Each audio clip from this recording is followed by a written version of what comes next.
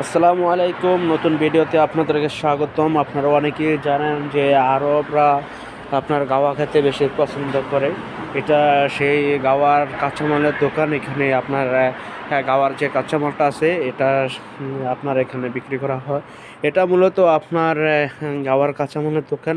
এখানে গাওয়ার পাশাপাশি আপনার খেজুর, আপনার বিভিন্ন মশলা আইটেম এবং আপনার বিভিন্ন আইটেমের যে চানাচুর আছে, বিভিন্ন আপনার কাঠবাদাম, চীনাবাদাম, পেস্তা বাদাম এগুলো আসলে বিক্রি করা হয়।